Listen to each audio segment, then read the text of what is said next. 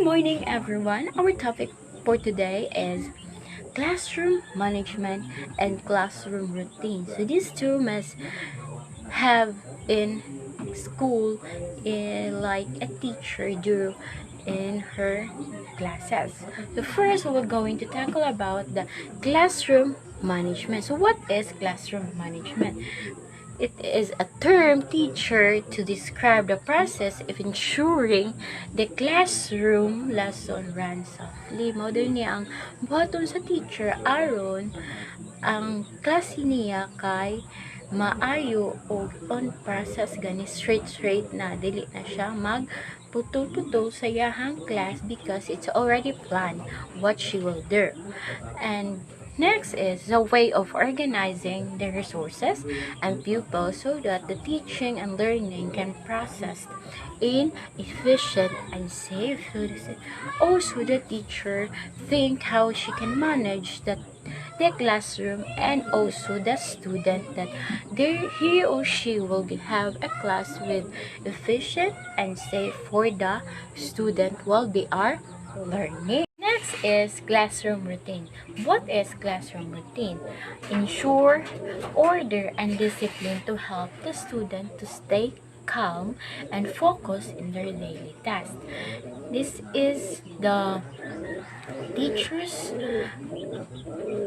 mga buluhaton sa teacher taga adlaw while having the class. Muna siya, like for example, unsay ang buhaton before, during, and after the class. She will plan it so that it will run smoothly while having the class. And also, it enables you to run daily activities smoothly. So, mo to siya, smoothly. Ensure you to manage time effectively, help you to maintain order in classroom, enables you to explain to learners what are expected of them. So, mo na siya ang mga buhaton sa maestra while having the class inside the classroom with the students. So, yan na ning giplano unsa akong buhaton karon, unsay buhaton ako sunod aron maayo ang iyahang pag-deliver sa iyahang lesson on that day towards to his or her students. So as a future teacher, we must plan our class every day so that it will be easy for us to give the information a lesson towards our students. So that's it. So for further and understanding, Atilio and Barawidan will going to tackle about the examples of class management and class routine. So I'll give you the floor, girls. Good morning, everyone. This is Geraldine Barawidan, and right now I'll be tackling some classroom management examples or strategies to foster a positive classroom environment where student learning is the #1 collective goal. So, to begin with, let's start with the model ideal behavior. So when we say model ideal behavior, these are the positive manners that we can practice inside the school premises. So what are those practices? So one of the example is the use of polite language. So when we say polite language, these are language that shows respect. So we should refrain our soft, or we as a teacher should refrain from using profanity or foul words towards our students, because that is also one of the reason nga nung distant ang mga estudyante sa mga maestra, because ang mga na sila yung mga dawatan ng mga bating na storya gikan pud sa mga maestra. So, second is maintaining eye contact. So in order for our students to feel nga gipaminaw sila, we should maintain eye contact them when they are listening, or when they are talking, or if we are talking as well. Third is the raising hands if you want to raise hands if you want to ask questions. So in order for us to show respect, if someone is talking in front of you, if you wanted to clarify, if you wanted to throw some questions, you can simply raise your hands as a sign of respect. So those are the ideal behavior that we can practice inside the school as well. Second is let students help establish guidelines. So since classroom is consist of the students and the teachers, teachers also should build or practice building relationship towards their students. So unsaon man ni siya pag-build. So since we do have some classroom guidelines, in order for it to be effective, we can also ask some guidelines, or we can also ask our students opinion on how to establish those guidelines. So because what if you are setting rules, or you are creating some guidelines that is not appropriate to the age of your learners, so that can also cause conflict towards your students and you as a teacher. Third is document rules. So since you do have the guidelines in your classroom, in order for that guidelines not to be forgotten, you can actually document that rules or guidelines, and you can post it onto one sa imong classroom as well. Fourth is offer phrases.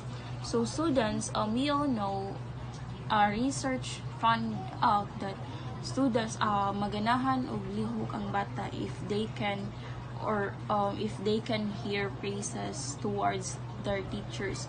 So if kanang mas ganado gani ang bata if they feel appreciated, so unsa ram gud ng praise, di ba? So we can also practice nga maghatag og praise every time na ay buhaton nga nindot, or nindot ang estudyante, even though bati siya, you can actually learn to correct in a good way sa imong mga estudyante. Next is the use of nonverbal communication. So when we say nonverbal communication, this does not include words. So you can show your appreciation through nonverbal acts like clapping your hands, giving thumb ups to everything or every little things nga ilang buhaton. Next is to consider peer teaching. So you as a teacher, dili man jud nimo mabuhat if ikaw ra. So learning doesn't stops from you. So you can also set some peer groupings kay mas kanang mas ma-enjoy ang estudyante if they're working with their classmates as well. So that are some of the example of the classroom management. Good morning, everyone. So this is your Kami Atelio. So as what Belongwell said, classroom routine is plano ni siya kung unsay mga pambuhaton aron dili nakas og oras og para ma-deliver sad og tarong ang lesson or ang i-discuss. So here are some examples of a classroom routines.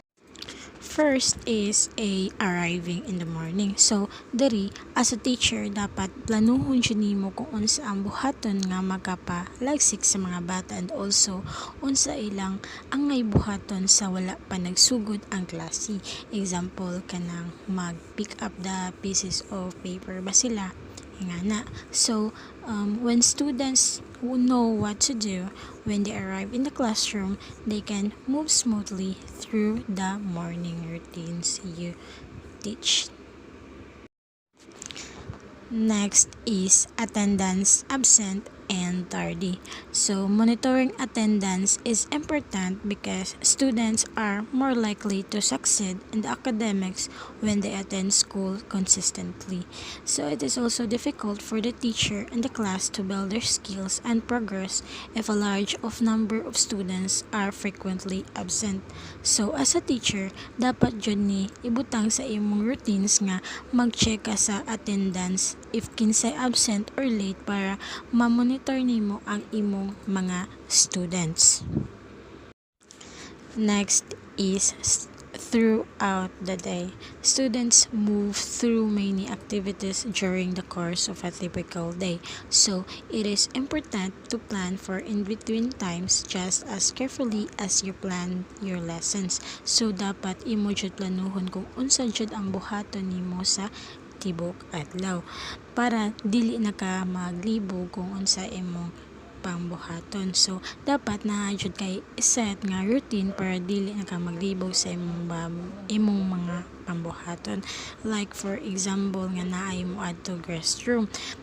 Imo sad ka nang tudluan ang imong mga students kung unsa ilang buhaton before sila mo adto restroom para if ever mo kuana kay dili ma-distract ang imong discussion.